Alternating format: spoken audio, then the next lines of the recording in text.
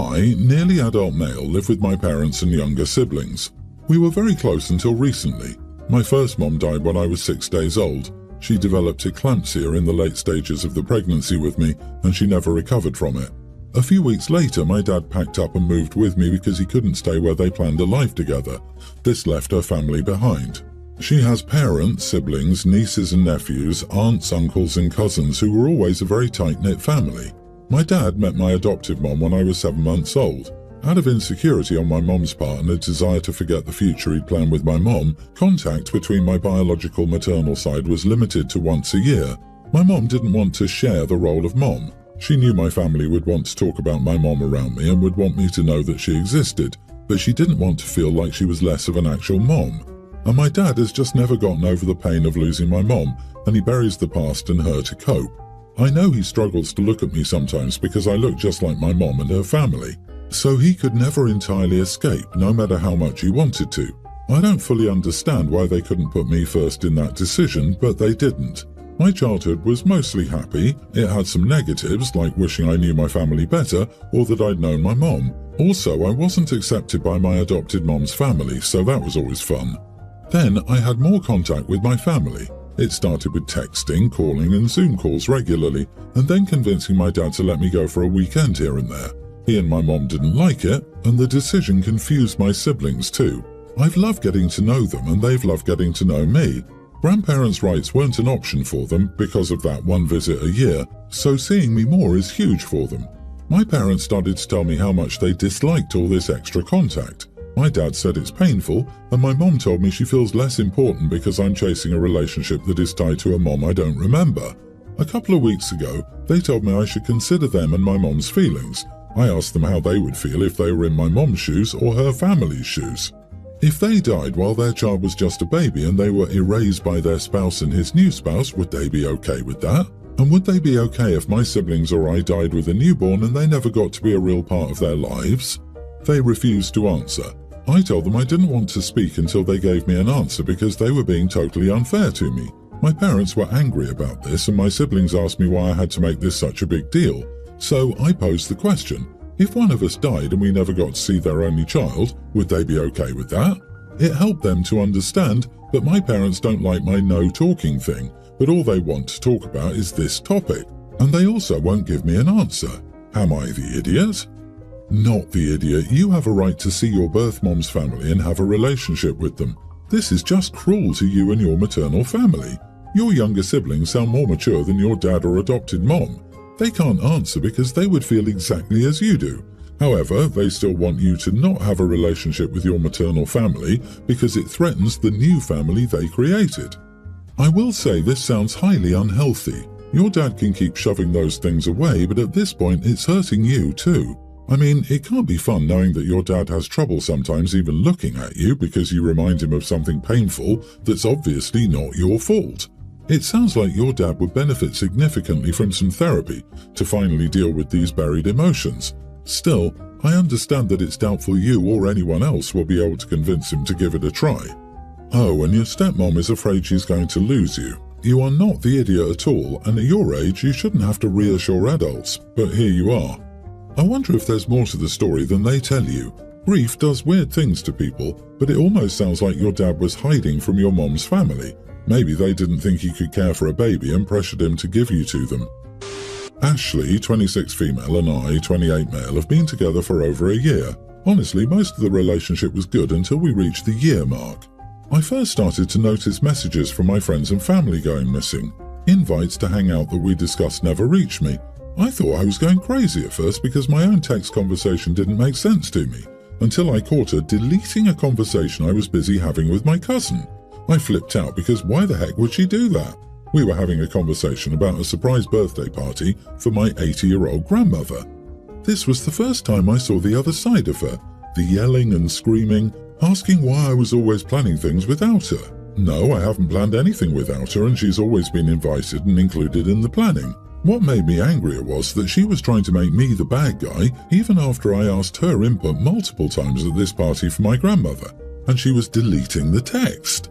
I apologized for making her feel that way and promised to include her more. My family and friends and I live a considerable distance from each other, I'm 16 hours away from my family, so everything has to be planned. I've also noticed whenever we had plans to hang out with my family or friends, she always had something come up at the last minute that she desperately needed my help with. Never something when we hung out with her friends or family. I did mention this, but she convinced me that it was just a coincidence. I never hear my phone ringing, but always find missed calls on my phone, and my phone is conveniently on silent, something I don't do.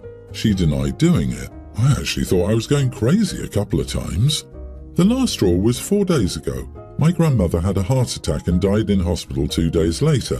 I didn't receive any text or call regarding this from anyone. She had blocked everyone from my family to friends on my phone.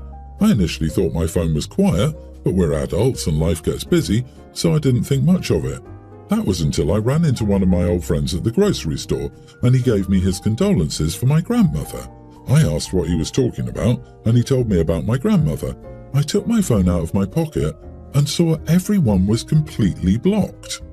I left everything and ran back home to get my car, as again we live in a different state about 16 hours away from my family.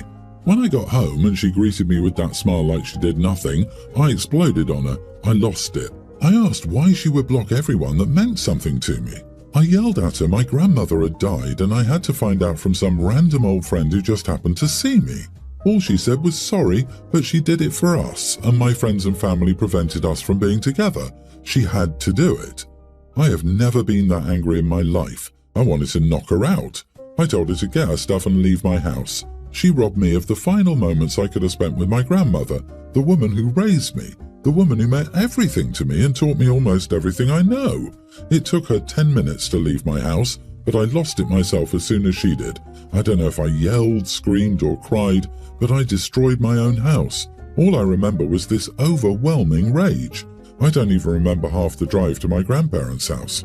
I'm currently at my grandparents' house as the funeral preparations are being made. When I first arrived, the family exploded on me, asking where I'd been and why I didn't answer them. I explained the situation and what had happened. Although I think they believed me, I could still see the disappointed looks in their eyes when they looked at me. According to my cousin, one of the last things my grandmother asked for the day before she died was where I was. She robbed me of that. She robbed my grandmother of that. My now ex told our mutual friend what happened. Surprisingly, she told them the whole truth. They all said that what she did was wrong, and I had every right to break up with her, but I went too far by threatening to hurt her. I am an idiot for the way I handled things. Although my actions in those moments weren't the best, and I am ashamed, I can't in a word describe the anger, rage and betrayal I felt. Am I the idiot? Edit. The last message between me, my friend and my family was 6 days ago, and we have gone longer without talking to each other. Life gets busy. Nobody came to my state to see if I was alright or to come and get me, because the doctors told my family she wouldn't have much time left. All of them wanted to be there for her and my grandfather. They would have been together 65 years next month, and he took it very hard. Stopped eating and didn't sleep for those 2 days. I was basically put on the back burner. I do not hate them, as I would have done the same. Not the idiot. Sorry for your loss. There's nothing that will help, only time. Lean on your family and friends. It's easy for people to pass judgment and say, wow, you overreacted. You really didn't need to do all of that towards her. But they are not thinking about your situation. Anyone would have lost it. You didn't put your hands on her. You only used the words most available to you at that moment to convey the severity of how you were feeling and how urgently she needed to go. Last thing, put a lock code on your phone. Romantic partners have their own phones and don't need access to yours without your consent. Plus, it's good for general security. He should also change his locks and ensure she didn't have access to his accounts. If she was on his phone for enough time to read and delete texts, block calls and change his settings, who knows what else she was getting into. Though regrettable, that tiny, minuscule detail of threatening your ex was really something of her own making. She brought it upon herself with wicked, long and accumulated manipulation. I agree. That woman is crazy as heck, dude. Like seriously, don't even move back to that town. Just hire a company to pack all your stuff and send it wherever you are. Shake all the moving boxes before opening them to ensure she's not hiding in one. OP, your ex is a vile, manipulative monster. Isolating partners away from their support network is textbook abuser behavior. You did absolutely nothing wrong here. and I'm so sorry about your grandmother. In my opinion, you should block her, and if anyone asks why, say, oh, I did it for us. Good luck, man. I have a 24-year-old son who's done nothing with his life. He didn't go to college and now works a minimum wage job at a restaurant. He lives with his friends in a small studio and they play video games all day. He has no plans for his future. My niece recently turned 18 and she's planning to go to a good college. She also has a part-time job and tutors other kids in her free time. She plans to move out of her parents' house as soon as she graduates, and she has enough money saved to rent a place with a few roommates. Overall, I truly admire her because she's smart and hard-working. For my niece's 18th birthday, my brother informed me of his plan to buy a car for my niece and asked me to contribute. I agreed and gave him $3,000. My brother bought the car and gave it to her as a birthday gift from both of us. Now my son is mad at me and claims that I'm an idiot and should have given this money to him and helped him buy a car instead. Am I the idiot for buying a car for my niece instead of my son? Everyone's the idiot here. You are, because do you even like your son? Your brother, because who expects anyone to chip in $3,000 for a gift? That entitlement alone would annoy me. Your son, because he's expecting you to spend your money on him. Something tells me you did nothing for your son's graduation since he didn't have plans to go to college, and I'm assuming that holds your resentment. The fact you pitched into a car for your niece in front of your son would make me angry. Here's my theory of what's going on. Given OP's insanely high expectations of his son materializing a job that pays over minimum wage with no degree, and what we can safely assume is zero assistance from OP to pay for said degree, I'd say OP has never invested in his son's future, something pretty much required for people to be able to go above what his son currently has these days. We can also say from how OP talks about his son in his post that OP has a great deal of animosity towards him for not meeting these impossible standards. Given that knowledge, it could be reasonable to assume that OP's son feels resentful that OP would rather invest in his niece's perceived future than his own son. You are the idiot, but not for buying him a car. That's your money and your choice, and I doubt anyone but your son would disagree. That said, your elitist attitude towards your son is why you're the idiot. He's not living with you nor sponging off of you. He's making his own choices. And while you clearly disagree with them, you don't get to be smug about him being a loser because he didn't go to college. You basically call him a loser because he didn't go to college like your niece. My son, 25, started seeing a new girl named Lexi around a year and a half ago. She lives a few hours away, but they see each other often enough. I just met her personally. I don't know much about her, but she makes my son happy and seems to have a good head on her shoulders. That's all that matters to me. Last Friday, we hosted a barbecue and a party for about 25 or 30 people. It was mostly family and friends. My son asked me if he could bring Lexi, and I told him that it was fine. We had ribs, burgers and wings, as well as some sides that didn't have meat. My son didn't communicate to me, or anyone else handling the food, that Lexi is a very particular eater and wouldn't be able to eat anything we served. Lexi is Catholic and can't eat meat on Fridays. My son was aware of this and invited her to a barbecue, knowing what would be served. On top of that, she also has an eating disorder that limits what kinds of food she will and can eat without feeling sick. She was sweet and I enjoyed her company, but I felt terrible watching her sit without food. When I asked if she'd eaten beforehand, she said yes and she wasn't hungry. I asked my son separately why he'd gone out to eat right before a barbecue, and he told me they'd come straight from her house. So I asked him if she didn't like the food, to which he explained why she couldn't eat the meat and that she wouldn't eat any of the sides either. Since he didn't say anything beforehand, I asked her myself.